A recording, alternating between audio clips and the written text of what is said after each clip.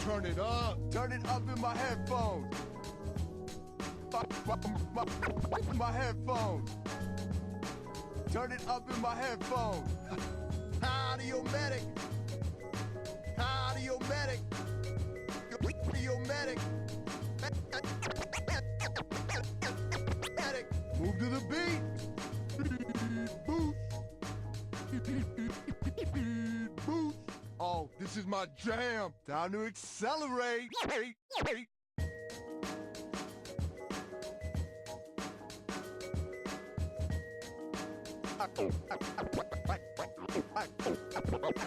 Alright, it's 5, 4, 3,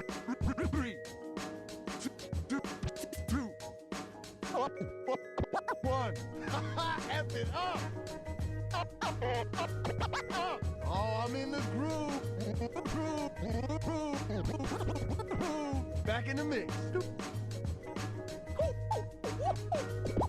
Check yourself. Oh, feel that healing beat. Alright, heal up. Heal up. Heal up. Heal up.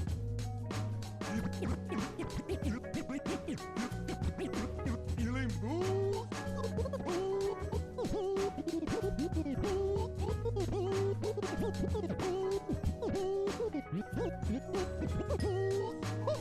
Oh, I like the sound of that. Ooh, I must have this track on repeat. Repeat. Oh, you hear that? You hear that? Oh, let's break it down. Oh, let's break it down. Oh, let's break it. Break it. Break it. Break it down.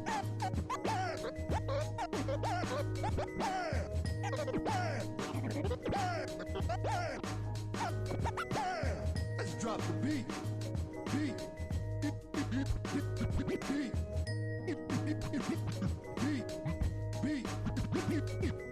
Let's get you healed up. Let's get you healed up. Healed up. Healed. Healed up.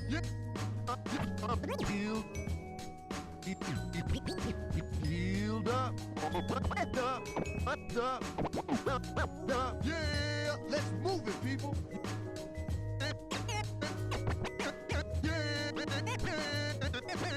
Let's move it, people. Yeah, let's pick it up. Lucio coming at you. Coming at you. Yeah, time to heal up. Oh, turn it up. Up. Turn it up. Turn it up. Turn it up in my headphones. My headphones. Turn it up in my headphones. Audio medic. Audio medic. Audio medic. Move to the beat. Boost. Boost. Oh, this is my jam. Time to accelerate.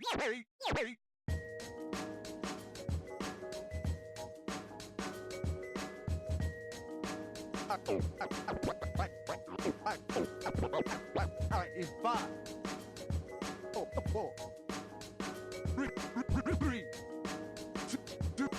2, 1. F it up. Oh, I'm in the groove. Back in the mix. Check yourself. Oh, feel that healing beat. Alright, heal up. Heal up. Heal up. Heal up.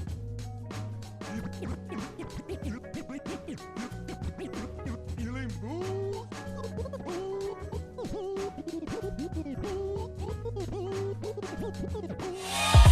Hey, yeah.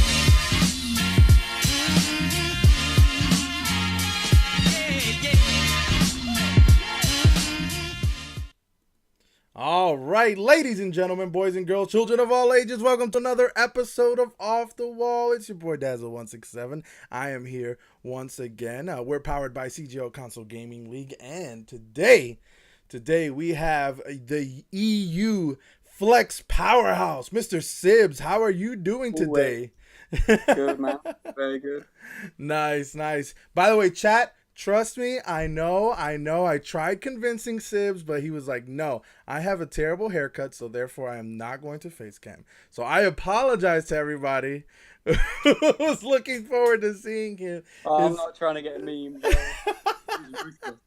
Listen, if I have this ugly mug every time on my stream, uh, you can certainly have your face every now and then. Just saying, but it's all right. We got your voice. That'll be good enough for today. Good, good. All right, so listen, we got a lot to talk about because I'm really interested about the EU scene. I've had EU friends who I've played with, and I think for the most part, EU kind of gets like a bad rap, especially Xbox NA, people who give like EU a bad rap, and to be frank, a lot of it is undeserving, but there is moments where like I've played with people who are EU, and there are really bad people in EU, No, and because the population is so low, they're more you can tell like, oh yeah, hmm there's a lot of bad people, but we're here to talk about the good people, right? So well, people like you who have done quite a lot of remarkable things. So tell us a little bit about your Overwatch career, and what did you peak, how long you've been a top player. Tell us all about that for real quick. Um, I've been playing Overwatch since season one, so all the way back at the start. Hmm. I didn't play it as much or as intensively back then, but yeah, I've been on the game since the start.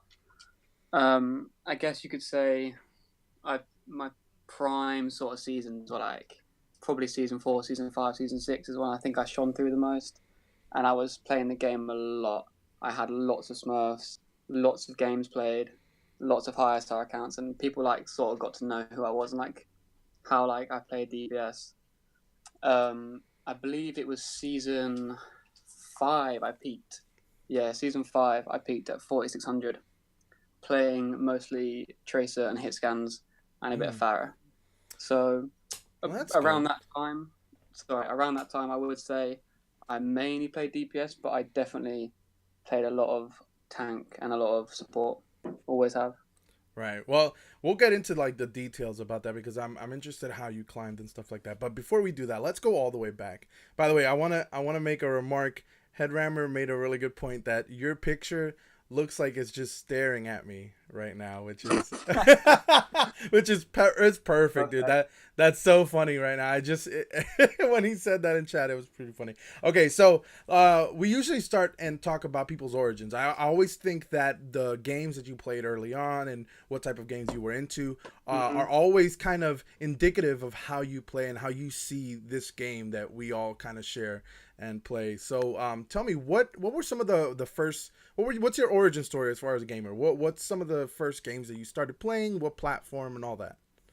Okay. Well, I don't think your theory is going to apply to me because I think I was quite a casual gamer like beforehand. Right. Um, I've, obviously I'm like 20 now, so I've been playing since PS1 and that kind of like time.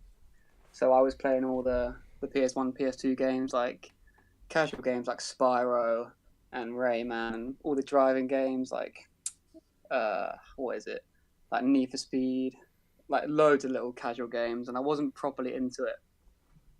Um, So you 2013, played you played you 2014. played casually, like as in you didn't take it seriously, or you didn't play competitive games at all. I didn't play competitively at all. I didn't really play online. Okay, gotcha. It was a hobby. It was like a very like low hobby. Wasn't too into it. Right. Okay. I mean, that makes sense. I think a lot of people can still say that. I know a lot of people who have been here who talk about how they started off playing different games, and some of them didn't touch an FPS at all. Mm-hmm. and still became top 500 and stuff like that. So I think there's a skill there. But uh, so let's talk about what led you to Overwatch eventually. What did you think? What brought you to it, and what heroes did you start to play at first? Um, well, the thing that brought me to FPSs in general was after when I got more into gaming, I started playing Quake and Quake Live, which was a really really aim intensive game and really really fast paced, like high maintenance. And I think that's when I realized that my aim was quite good, and it wasn't just like something that I could just leave and just I started to pursue it a bit more. And then on Overwatch, I guess knowing that I had good aim and I liked fast paced like play styles, that's probably the reason I played Tracer from the start of the game. And Tracer was like my definitely my go to hero for the first 5-6 seasons of the game. Right. Okay. But then as I played the game more, I realized that you've got to flex and you can't just play what you want to play. And that's definitely how I see the game. Okay. We have a question in chat, by the way, so I'm gonna interview here before I forget about it. But they're asking, how do you balance real life with being a 4.6 powerhouse? Uh, Whatever's. Oh, I know who asked that. So yeah, he's taking the mick a little bit, but I don't play as much as I did. And when I was 4.6 and when I was good at the game, I probably didn't balance real life as much. I dedicated a lot of time to Overwatch, and I made some money off it in some ways that I can't really talk about. But I probably didn't balance it. It was a big part of Right. my life. I probably spent more time on Overwatch than most things. Right. Well, that's the thing too. Is like, you do have to realize that, like, to be good at anything, and this isn't just like Overwatch, but like this goes for really any game, but it does apply to Overwatch. But because it's such a grindy type game to get good at, you do have to put a lot of hours into it, and it is the type of thing that if you don't use it, you do kind of lose it a bit, right? Because Mm-hmm. I've talked to people who they were like, yeah, I retired in season 4 and I'm coming back now, and I'm basically a gold, like, Mm-hmm. and they were top 500 when they were there. So it does happen, and I totally get that.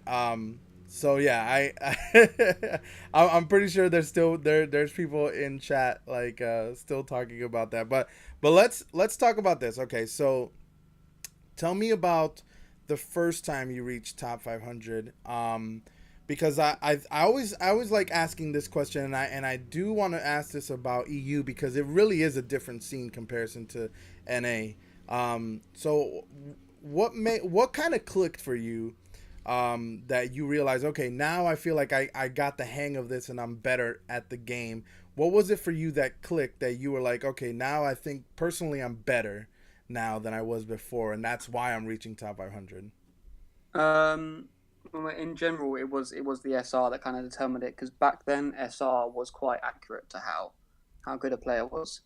And when I started climbing up solo queue and people were like noticing me, asking to queue, etc. That's kind of when I realized, and when I sort of like you sort of like get told who the best players are and like what they play, etc. And when you start like playing well or matching them in games, you realize that like that's the point where you're all right at the game, and people give you some credit for what you do.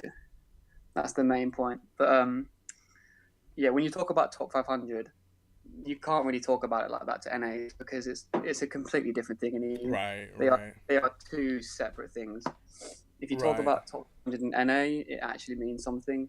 But since probably like season 5, season 6, top 500 isn't a thing you really talk about in EU because there's barely 500 good players playing the game, and you don't really think about it. It's more you focus on Sure. the top 100, like even 50 at most times, because other than that, you don't really see like players outside of that like box as good or even like yeah average at the game, unfortunately, and it's pretty much always been like that.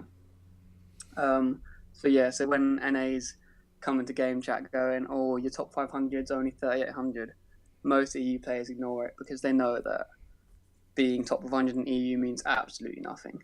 Like it means Right. nothing.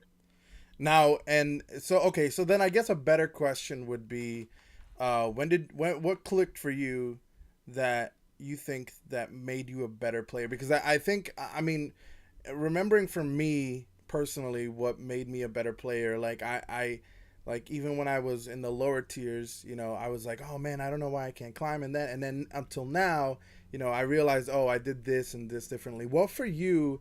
What do you think for you clicked and gauged that you were a better player? You were like, okay, now I feel like I am a better player. Obviously, people told you and stuff like that, but what personally for you you think changed and made you a better player?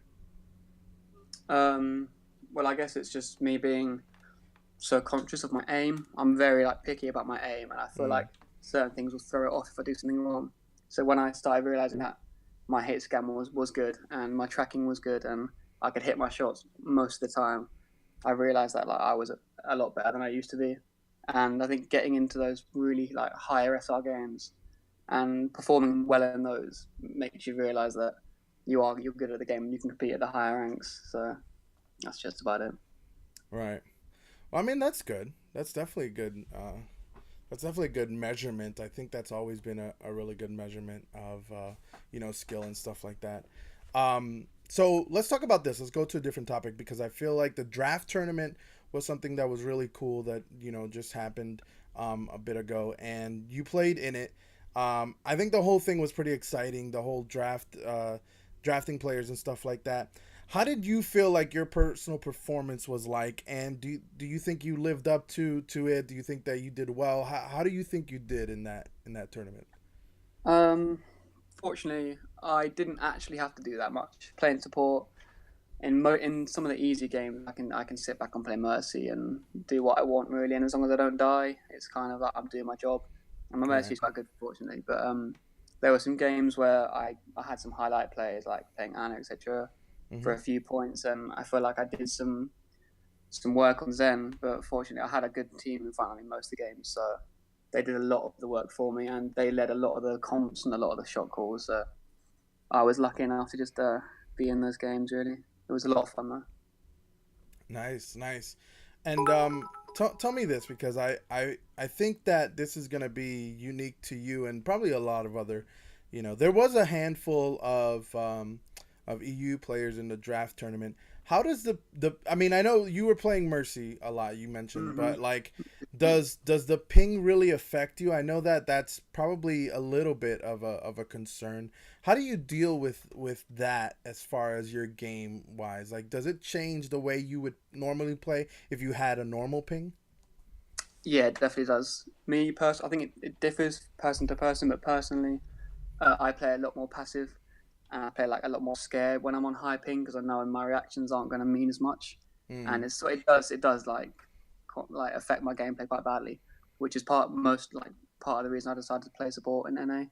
Other than like there also being really good DPS players there, right. but I mean a lot of people like Gidas Harvey, they say the ping doesn't matter to them as long as they're in the higher rank games and they enjoy them, then the ping isn't really an issue. And as long as your connection's okay, I'm pretty sure it's not too big of a deal. But as I said, I'm Yeah. quite picky, and I feel like the ping does throw me off a fair bit. Nice, nice. I mean, I totally see that. I've been I've played with some EU players that were like low GM masters and stuff like that, and I enjoy playing with them. And I think that the EU has a handful of players that are really good at the top of their game. Yeah, So and I feel like there is because there's such a lower population in comparison to like consoles like PS4 where I was talking to some people from PS4 and the EU population is just as big as NA Xbox over there. yeah, hmm Their top 500 starts at like 4.2 like the way yeah. They have a ours. strong platform. Yeah. Right. So they have a bigger, presence, so it's different for them, but I think that like uh describe to me what's the difference in climbing in EU ladder because I've heard okay, so I've personally experienced bad things because when I duo with my EU friend, we've experienced sometimes where we could be high masters and just only get diamonds because we're on EU. Yeah. So what is that experience like for you? Well, I guess you got to remember the fact that like even if you're in GM in EU, the chances of you queuing up at sort of an off-peak time and getting a diamond in your game are quite high. So like it's quite likely and common to see diamonds in your game when even if you're in a GM account 4-2, 4-3, whatever. I think the player base being so small really does like change the way the game works, the way the matchmaking works, and in turn like the SR game. Um, I mean, you can't really talk about like the high tier Xbox EU players because there isn't enough people in there and there isn't enough to talk about. Like most of Right. them stopped playing the game. I wouldn't even consider myself to be one anymore. Like it's just there is no like room to be like a high tier player in EU right now because every game is just a mid tier, low tier match made like lobby, and there's no flexing. You never run a normal comp. It's a shambles right now. It is very hard to queue, but I guess the only thing that is a positive is when it's peak times and when the people are queuing and the good players online and are queuing on the main accounts, you get some good games, and they're the sort of only games that really matter anymore. An average EU game isn't going to be representable in like any way whatsoever, unfortunately. Right, and I feel I definitely understand where you're coming from there because I interviewed Octotroph a couple of weeks ago. Well, quite a few weeks ago, but he mentioned that like, and I don't really know any other EU Xbox streamers, so he might Mm, be he there might be more, but as far as I know, he's the only one. And he usually tells me, yeah, like yeah, when I queue, everybody's like, oh, let's queue snipe because this we have somebody who can at least we feel like at least knows how to play the game, and there are a handful of known EU players that can get on NA teams and do well. Like we know yeah. we know that people like Jay Jomack and Harvey and all these people who you know they were people from NA even who are constantly saying, "Oh yeah, EU is terrible" and stuff like. They'll get the respects that they deserve because Mm, they are great players. What do you think about? And this is, and we talk about questions that might have been that come into the podcast, but this is something that I just thought about. Was there at any point any thoughts on creating an EU team with the handful of people that would like to play those types of that would like to all be in um, one team? I mean, for the players, it's probably all in kind of one. I guess you call it a friendship group. They all know each other, and they play with each other, and that's like Dromac, Octo, Atmos, etc. All that kind, like those Mm-hmm. kinds of players. They're all sort of friends, and they sort of like stick together. So if a team was going to be made, it'd probably be made out of them. But Dromac joined another team, an NA team, and so did a few other people. And I don't really think there genuinely isn't enough players who all get along and play the right roles and have the time to actually make a team that could even compete in one of those tourneys. So yeah, it's kind of how Because it goes. I don't know, but I feel like I'd be remiss to like point out the fact that there are a handful of really good EU players, like I mentioned, and so wouldn't it be like, I don't know, wouldn't it be advantageous for you guys to get together and just kind of dominate the EU circuit in tournaments? Because it feels like there wouldn't be as much of a competition, right? Because I do think that like if you put all the really good players together, you might make like what, maybe 2 3 teams. I'm not exactly sure. Um, I'm not aware about any tournaments, especially like EU only tournaments.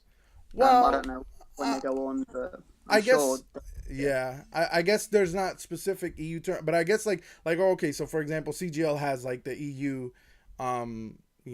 multi-tier tournament. Brackets. You're right. Yeah, So I guess like things like that maybe would be an example for the type of where it's region locked, where you could participate if you're in EU and stuff like that. yeah. I Um, think there are a lot of players who are like known who play the game who could easily make a team and run that kind of tourney. But I don't think anyone who considers themselves good at the game actually, or is seen as good at the game, actually cares enough to participate in those kinds of tourneys. It's just the sort of like the mindset of like most I don't know how to say it, rated players or older players on this game. They don't take it serious enough to do that kind of thing, unfortunately. So that's why you get the random like 3600, 3700 EU teams just sitting at the top because there isn't really anyone to challenge them.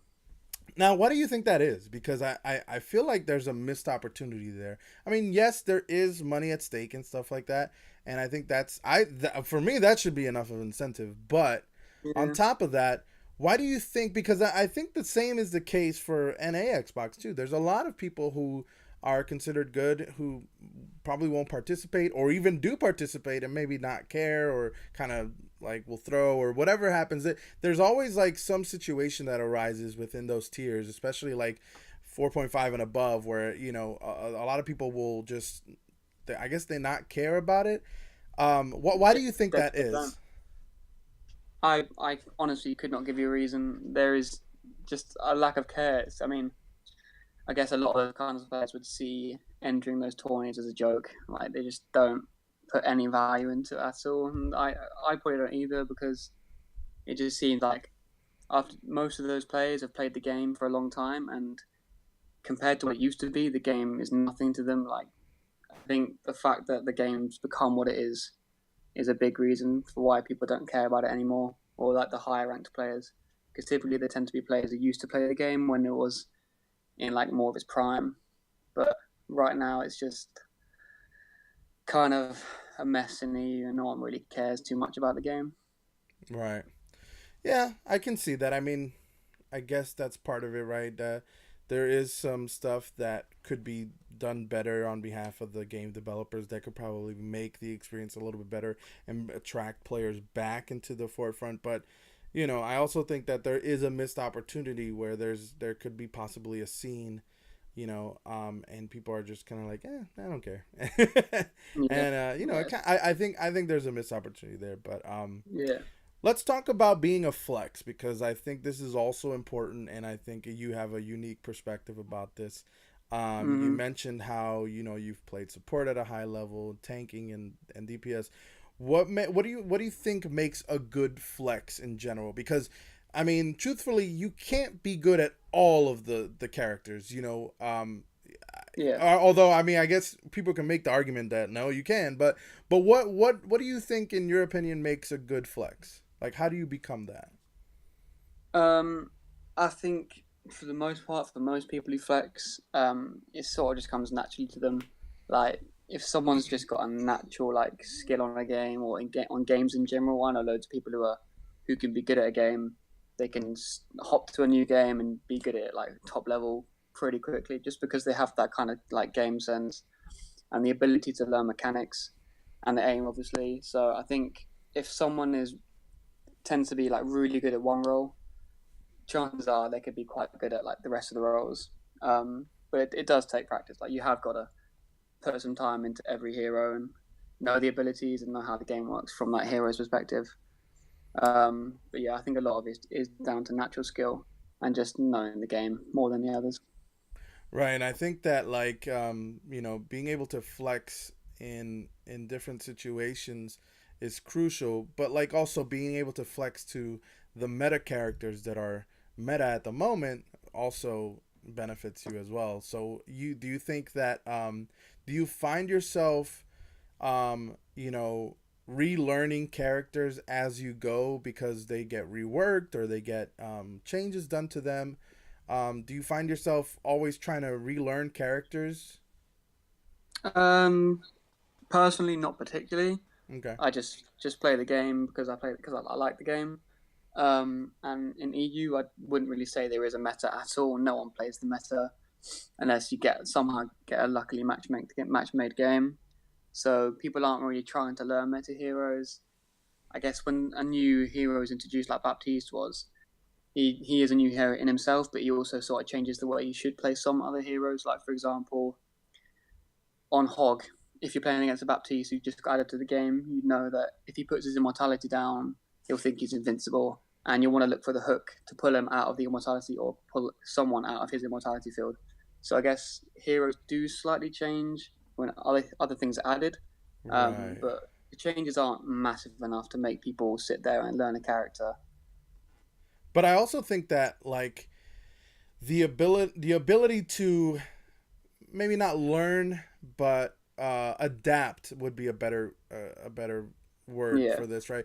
The ability to adapt to different changes is kind of crucial for flexes, right? Because I think that Yeah. you know you could be a top tier Genji and then Brig comes out and now what do you do, right? Can you are you are you still going to play Genji, or will you learn to adapt, or what to do and what not to do, when to play Yeah. Genji, when not to play Genji? And all of Hmm. these things become different. Like you said with Baptiste, like there's gonna be interactions that are different with different heroes. So doing all that is real crucial Yeah. at It learning to comes with adapt. experience. Right, right. So that's probably it. That's probably it too. You're gonna have to just adapt to like the different types of to meta and to the like the new heroes that come on through and stuff like that. Yeah. Um, let's talk about climbing the EU ladder. We spoke about it a little bit earlier and stuff like that, and you mentioned uh, let's talk about when you got to 4.6. I know there's people who like my friend, that plays with me. He often likes to play with NA people because he feels like he has a Hmm. better advantage when he plays on our server, even though his ping is higher. He just he feels like he gets better people. How do you think that for you climbing the ladder in EU, what's the best way to do it for people who struggle with it? Um, I mean, most of my experience is from when the game was a lot different. It was a completely different thing, and you can't compare what it was back then to what it was now. Like Right. me getting to 4600 back then, I used to stream it a lot, and it was pretty much all solo queue, and it was a lot easier to do that just because of the amount of players on the game and how the game was mechanic wise. There was no Brigitte, etc. Um, and obviously now I can barely climb above GM, so like the game is a lot different. So from Right. my experience isn't really that valuable to someone asking that kind of question. But I think you were right in saying it's a lot easier to queue if you were EU. It is easier to queue with an NA player and get into NA servers. It's a given really. You'll get higher ranked games. You'll get more like structured team comps and just people who know how to play the game more, and you will climb. And it's just what a lot of people do that. I as well, but like, enjoy playing NA games, even with the bad connection because the games are just more fun and fair. Um, so yeah. Yeah, I can totally see that. I feel like there is, and I don't remember. Obviously, I'm newer to the scene, and even at my elo, I don't play at a high elo or anything. But like in my experience, when I have been in EU games, it seems like people are less communicative. People also Hmm. have like, kind of like it's not even necessarily like lack of mechanical skill. It's more like lack of game sense in a way because Yeah. I feel like times there's a lot of people who have compositions that just don't go together, and I don't know, Hmm. that's my opinion. Watching the difference between now and then when you did get to 4.6 and the difference between then and now, like what do you think needs to change as far as, and obviously there's got to be part of it that's going to be like, oh well, obviously the player base has got to change, but what do you think has Yeah. got to be different for people? Like what do you see a lack of in a lot of these tiers that kind of hold back the scene where it wasn't as good as it was before? I mean, I'd answer straight away by saying, in my opinion, I don't think it is fixable. But if you wanted to imagine it was and picture it as something that was able to be changed and improved, first of all, I guess just the general morale of players as they go into a game. A lot of people don't try at all. Mm, I'm guilty of that as well because the game isn't as fun as it used to be. So yeah, firstly, a lot of people don't try. So people need to, if they want a queue comp, they should be queuing it to win, and that isn't the case most of the time. Um, there is a lot more mouse and keyboard players in the game, mm, um, and I'm sure a lot of people stop playing because of that, and it does make a lot of games very unbalanced and a lot harder to win. I've seen people who have sat in spawn on Torble game because as soon as the game's been loaded up, they've realised they're against MNKs and they don't want to try.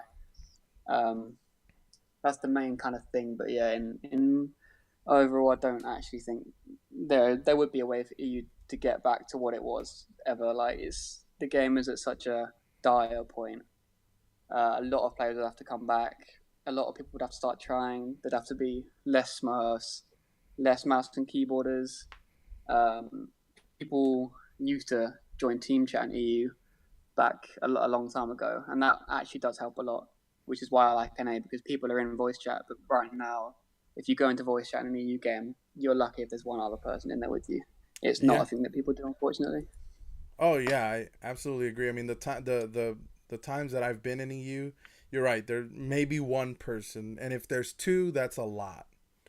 Yeah. And you're right. There's not a lot of communication and stuff like that.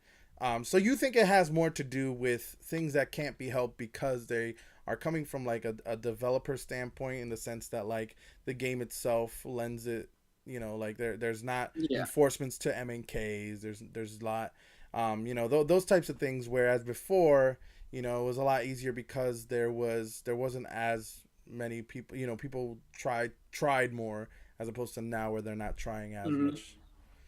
I Yeah. mean, No, yeah, definitely.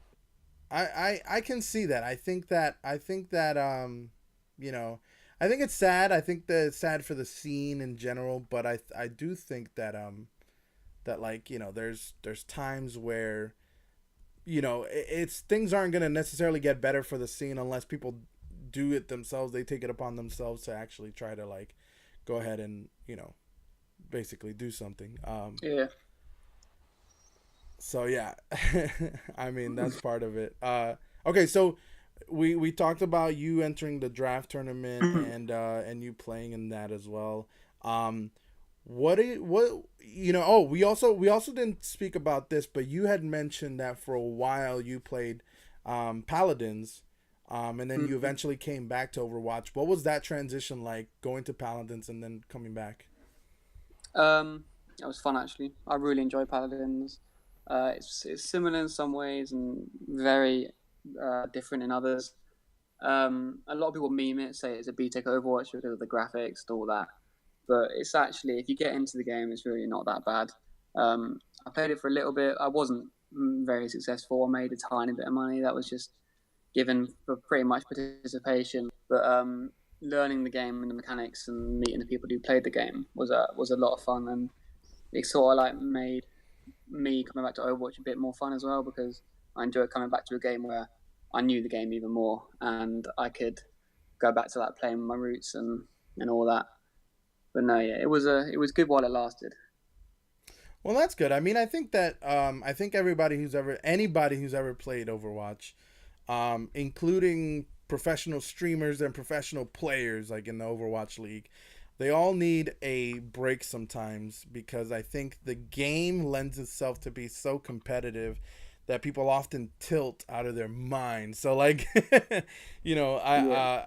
I think there was a point where like even I, like playing it and streaming it, I was just like, yeah, I don't feel like playing Overwatch for like a week at least, because I can't be asked to just grind out something that's consistently bad.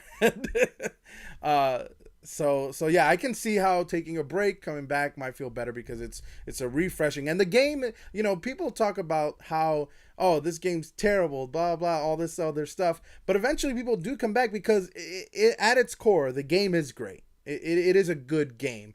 It's Mm-hmm. not the game that makes it bad, but a lot of times it's kind of like the people who play in the game, the toxicity that happens, the lack of game sense and composition a lot of Yeah. times. So that has a lot to do with it. So after doing all of that stuff with Paladins, coming back and stuff like that, do you have any you know do you have anything that you're looking forward to doing tournament wise within the future? I know we have the Elo Hell has Summer Splash tournaments going on.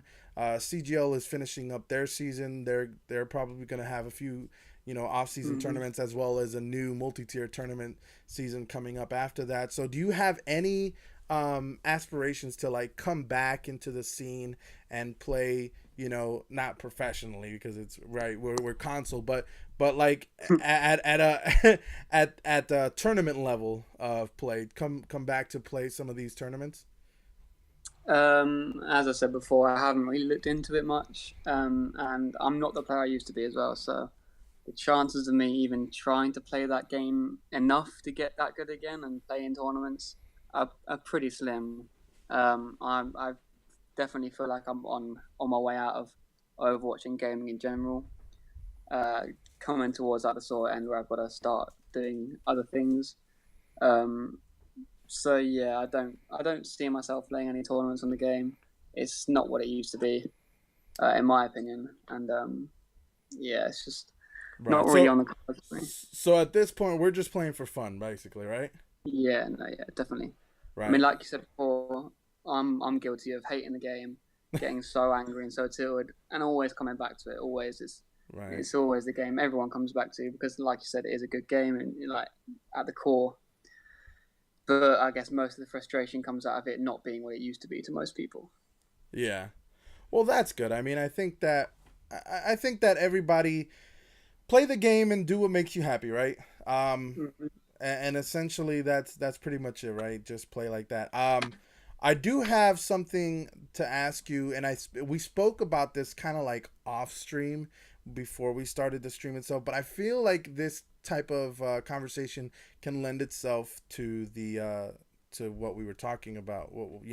So speaking of a different, completely different topic, so we were talking about we were talking about e-girls and e-dating and stuff like that prior to the stream starting and stuff like that. And I don't know how comfortable you are talking about this topic, but I just want to talk about it for a little bit, and you whatever you want to mention, you can mention, right? So Go for it, man. okay, so here's my thing. And so I've been seeing, okay, and this is why I'm going to mention it because uh okay, so I don't follow a lot of the quote unquote e girls on Overwatch console scene or whatever, but for some reason, right, I feel like they're always creeping in my timeline because somebody retweeted it or somebody liked it or somebody whatever. Okay, so let's talk about this really quick because you had some opinions about it before, and I think they're valuable as well. So, uh, what do you think about the term e-girl and e-dating and e-boy and stuff like that, because there's such a I think there's a stigma behind it, but Yeah, there's also like there's also different definitions for what people think. People think that e-girls are girls who are take revealing pictures of themselves, or they could yeah. be girls who like to go around from person to person, or they could just be a girl who plays video games. Like, what do you think an e-girl is technically? I mean, if you're talking in terms of like sort of like the community that everyone that plays Overwatch is in, Right. te- pretty much the e-girls are the girls who like taking pictures of themselves and they're like talking to lots of boys. And I don't know why I don't get involved in that kind of thing other than arguing with them, unfortunately. Um, I Right. mean, as I said, you can't judge it that quickly because I met my girlfriend on Twitter, and people would say called us e-daters and all that, which is I guess they can have that opinion. It is sort of what it is because we didn't meet each other in real life at first, Right. but it worked out for me. Um, but I think a lot of the stigma that is given to them is sort of their own fault because the girls like in the community especially are very like risky with what they post, and a lot of the other boys, I don't know, with my slang, like they beg it off e-girls. Like they love the pictures, they love getting in the DMs and all that, and it's a bit of a mad one for most people in EU, and the EU boys especially are a bit odd with it. But yeah, you can't talk about it just, like in general because there is many different like factors, but Right. it is what it is. Right. So here's because I see people asking this in chat uh a lot actually. Oh my god. Okay. So people were asking me if I e-date. Okay, so I was telling Sibs this before, and okay, so here's the deal. I'm an old person in comparison to all you guys in the community, right? So I'm like in my 30s. So back when we didn't have an Xbox One, when we only had Xbox 360, I met who is my current wife. I met her on Xbox, and we were living in different places, and where it wasn't, different states, so we didn't see each other. But eventually, we got to know each other. We went to see each other. We got married, and now she's my wife, right? So I kind of sympathize with people who are now, they use the term quote unquote e-dating, because I feel like, I don't think there's much of a difference between people going on Tinder or online dating or long distance No, relationships. yeah, I mean, there's still, it's still pretty much the same thing. The only difference is e-girls and e-boys and e-dating has the assumption that there's video games as well involved, and that's about it. So I think that's it too. Okay, so we spoke about that. That's fine. I want to move to a different topic. Specifically today, I was watching on CGL. They had the Xbox EU Masters Finals for their region, and there are people talking about the meta and stuff like that. I want to ask you this: do you think what do you think the difference in meta is from EU and NA? Is there Being an much of a EU difference? player, yeah, there is because I mean the difference is like in terms of the game now is I think the fact that they've got rid of stacking affects NA a lot and sort of EU as well. Mm-hmm. Because in my opinion, I think goats still would be the meta. It would be the strongest comp to play. But I think part of the reason it was so successful before they introduced the change was because there were stacks dedicated to playing it, and they learned how to play it together, and they were really good at it. Right. And with the fact that you can only duo above GM, I think that sort of stopped a lot of people in NA playing goats because the chances of them getting randoms on their team who are going to cooperate and fill for them to get that kind of comp are very low. Right. And in EU, while the meta was goes, it was still a thing that people didn't really play as much because there are so many like random players who get into your lobbies, and they're not going to fill, they're not going to cooperate, they're not going to like go along with what you want and play the meta. So EU didn't really see much goats playtime, and it's still the same now. I wouldn't really say there's a defined meta in EU because most of the people just mess about. There's Torbs in every game on attack and defense. Like the game's crazy right now in EU. Right. I mean, I don't think that's much different from NA comp right now either. I feel like in tournament play it's a little more structured. People do kind of adhere to different comps and a little bit better. However, I do have to mention this because it was quite funny today. There was a diamond player in the CGL chat, and he swore that goats isn't meta anymore. You can just use Junkrat and Reaper, and I don't know what else he mentioned. To be fair, I did kind of stop reading his stuff because I just thought it was so absurd. Yeah. But but I think it was funny because he was kind of making fun of the EU region and the EU Masters, and he was like, "Oh, what is this, bronze?" And to be fair, they weren't playing bad. I mean, they were playing at their elo, and they did do a few things wrong from my perspective, but I don't think that they were bad. But this person was like, "Oh, these guys must be bronze, or these guys must be like this or that," and they're making fun of quite a few things. So I always think that that's interesting, to kind of judge a region based on that, even though. Yeah, comp might be like that, but I think players like you and people at the higher level do know how to play the game quite well. So it's not like it's not any different than that, right? What do you have to say to people who are like that, who constantly say, "Oh, well, like those people who are like, oh, goats isn't meta anymore. Don't play goats." This is, when you find that in your games. Because I'm sure they're out there, right? What do you have to say? How do you convince them, or like, no, I think, okay, it's not as meta, I guess, but it's still meta. Like, how do you talk to people who have that mindset already?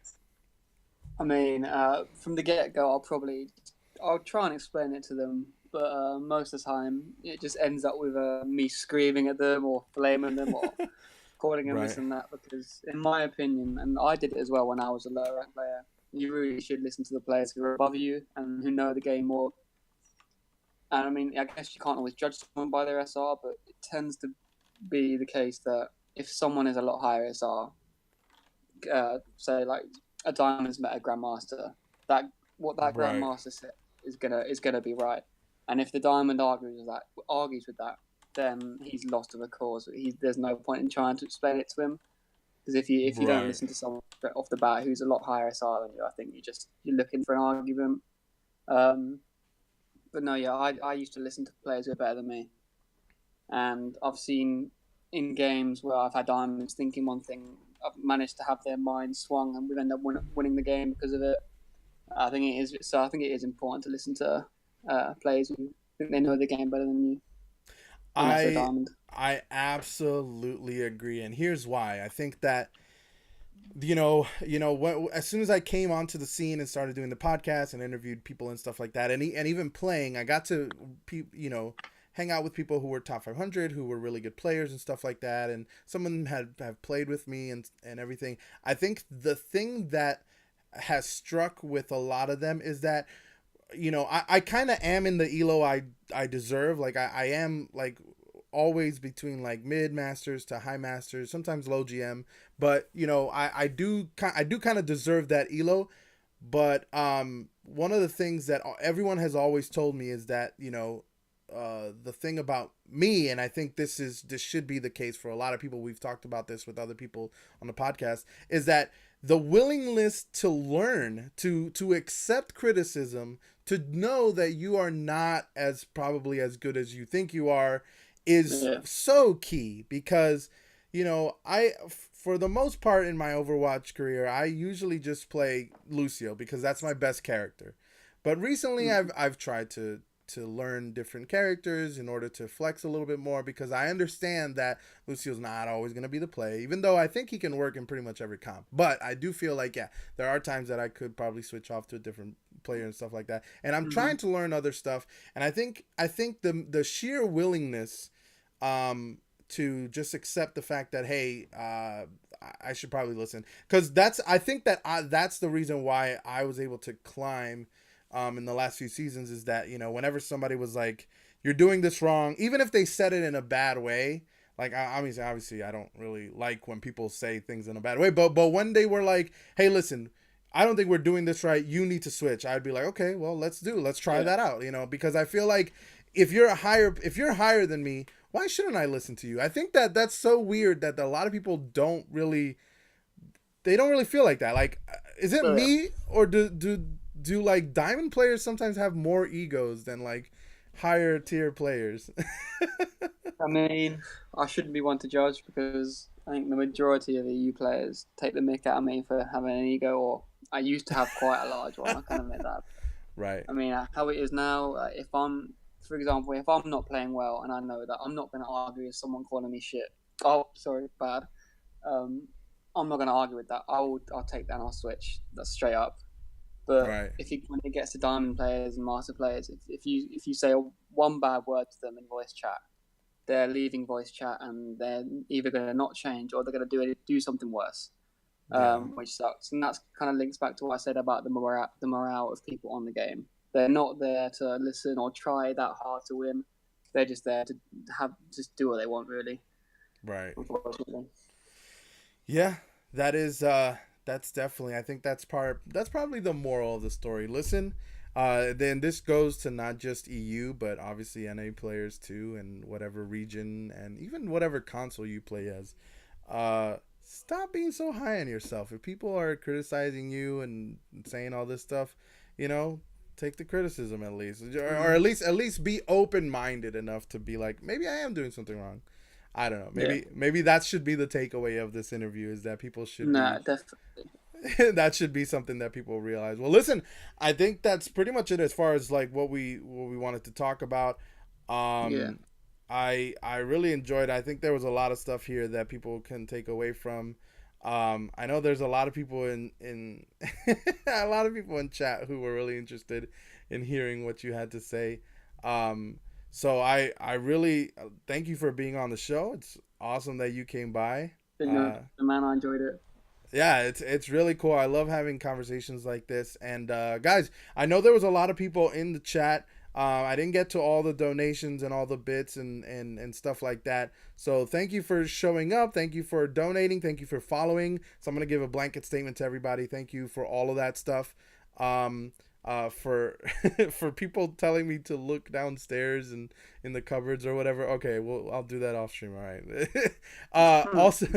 Also, people were also asking, hey, can I be on the show? Can I do this? You know, people in chat who were talking about all of that stuff. If you want to be on the show, if you seriously want to be on the show, DM me on Twitter. Let me know. I mean, I try to reach out to people if they want to be on the show. But if I don't know you want to be on the show and I don't know who you are, then you need to come up to me and you need to tell me, hey, I want to be on the show, and I'll try to get you on as much as possible. This is a community podcast, so we always try to get the community involved and stuff like that. DM me on Twitter, twitter.com/dazzle167, and please let me know. Also, I forgot to mention at the beginning of the show, but it's a good thing that I have here at the end of the show. We are also sponsored by SoSickClothing.com. Check them out. You can use the code Dazzle167 on their checkout. You get 15% discount on anything on the website. So if you want to check that out, check it out. They have really cool graffiti and hip hop and skateboard inspired clothing. So check them out. They're really cool. And they were nice enough to sponsor the podcast and my stream. So check them out if you get a chance. All right, guys. Until next time, we're probably going to raid somebody. And it looks like, well, I guess I'll leave it a surprise for who we're gonna raid, but we're gonna raid somebody. So go check them out. Tell them hi. Tell them you came from Dazzle stream. Tell them that Dazzle and Sibs said hi as well. And guys, we'll catch you later. All right.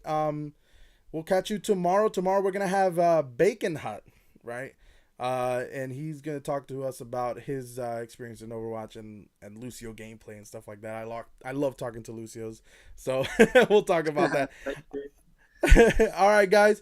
Until then, guys, I will see you all later. Peace.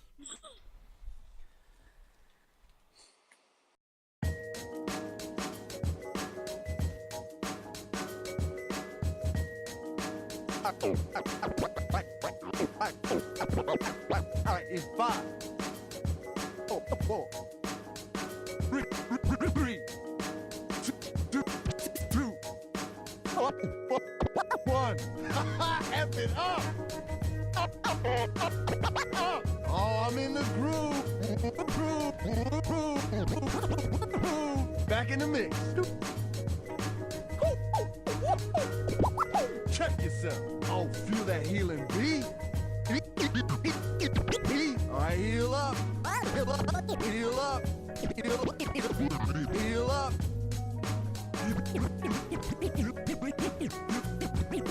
Healing